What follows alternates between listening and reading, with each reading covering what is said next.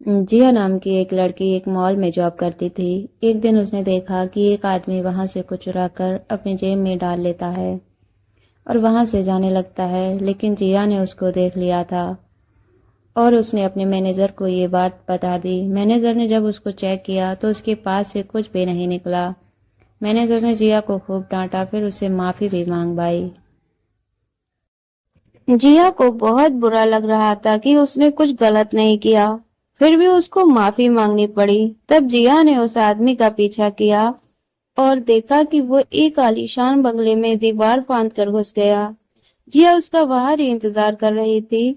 जब वो बाहर आया तो उसके हाथ में एक सूटकेस था। जिया ने उसको पकड़ा और फिर से चोर चोर चिल्लाने लगी, लेकिन उस चोर को तो जैसे कोई फर्क ही नहीं पड़ रहा था।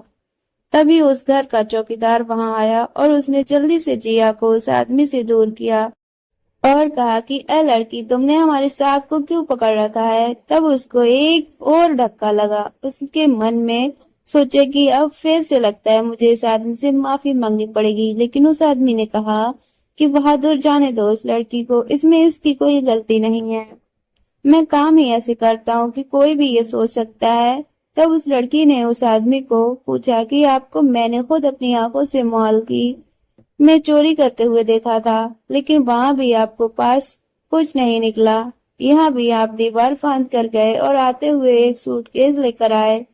तब मुझे लगा कि आप यहाँ से कुछ चुरा कर लाए हैं। तब उस आदमी ने कहा, चलो तुमको समझाता हूँ, अंदर चाय पीते हुए बात करते हैं। मैं चाय नहीं पीती, जिया ने कहा। वो आदमी बोला, तो हर्बल टी पी लेना। जिया ने ओके कर दिया और दोनों अंदर चले गए। फिर अंदर चलकर जब जिया ने उसका घर देखा तो वो अचंभे में रह गई कि इसका इतना आलीशान घर है तो ये कितना अमीर होगा, तो फिर इसने मॉल में चोरी क्यों की। तब उसने कहा, मेरा नाम सुशांत है और मैं एक छोटी सी कंपनी चलाता हूँ। अब बात करते हैं चोरी की। तो मैं पहले एक चोरी था। मैं छोटी मोटी चोरियां करके ही अपना जीवन यापन करता था। मैं पढ़ा लिखा तो था नहीं, पर हालातों के हाथों मजबूर होकर मुझे चोरी का रास्ता अपनाना पड़ा। लेकिन फिर सुमन नाम की एक लड़की मेरी जिंदगी में आई और उसने मेरी जिंदगी में प्यार और खुशियां भर दी। एक दिन उसने मुझे चोरी करते देख लिया और मेरे पीछे पीछे मुझे आवाज लगाते हुए आ रही थी। मैं रोड के उस पार चला गया।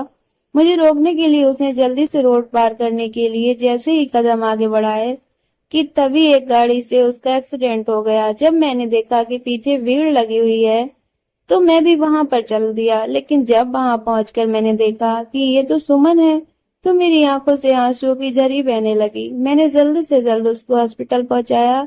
उसकी हालत गंभीर थी। डॉक्टरों ने कहा कि वो अब कुछ ही देर की मेहमान है। मैंने उनसे बहुत रिक्वेस्ट की कि वो मेरी सुमन को ठीक कर दें, लेकिन उन्होंने कहा कि अब हम कुछ नहीं कर सकते। उन्होंने कहा कि अगर आखिरी बार बात करनी है तो कर सकते हो। तब सुमन ने मुझे कहा कि उसने मुझे चोरी करते हुए देख लिया था और इसीलिए वो मुझसे बात करने के लिए मेरे पीछे आई थी कि तभी उसका एक्सीडेंट हो गया। उसने कहा कि उसके जाने के बाद वो चोरी करना छोड़ देगा, ऐसा वादा करो। सुशांत ने उसे वादा किया कि वो आज के बाद कभी चोरी नहीं करेगा। उसके बाद सुमन मुझे अकेला छोड़कर इस दुनिया से चली गई। उसके बाद मैंने कभी चोरी नहीं की और अपना एक बिजनेस शुरू किया। जिया ने कहा कि फिर मॉल में मैंने देखा था तुमको चोरी करते हुए। तब सुशांत ने कहा कि वहां मैंने वो चीज उठाई जरूर थी, लेकिन मैंने वापस फिर वहीं पर रख दिया। जिया ने कहा कि तभी वो तुम्हारे पास नहीं मिली। सुशांत ने कहा कि मेरी वजह से तुमको जो परेशानी हुई उसके लिए मुझे माफ कर देना। फिर जिया ने कहा कि क्या हम दोस्त बन सकते हैं। सुशांत ने कहा, क्यों नहीं, जरूर बन सकते हैं। फिर वो रोज मिलने लगे और उनकी दोस्ती प्यार में बदलने लगी। धीरे धीरे वो दोनों एक दूसरे के नजदीक आते गए और एक दिन जिया ने सुशांत को प्रपोज कर दिया। वैसे तो अक्सर लड़के अपने प्यार को इजहार करते हैं, लेकिन जिया ने सोचा कि अगर प्यार है तो जल्दी बता देना चाहिए, नहीं तो देर हो जाएगी। तो सुशांत ने उसका प्रपोजल स्वीकार कर लिया। कुछ साल बाद दोनों ने शादी कर ली और सुख से अपना जीवन जीने लगे। तो दोस्तों, कहानी कैसी लगी कमेंट करके जरूर बताइए। अपने दोस्तों में शेयर कीजिएगा। वीडियो को लाइक नहीं किया तो अभी तक वीडियो को लाइक कर दीजिएगा। अगर चैनल पर नए हो तो चैनल को सब्सक्राइब कर दीजिएगा। मिलते हैं एक और नई वीडियो में, तब तक के लिए अपना ख्याल रखिए। Thanks for watching.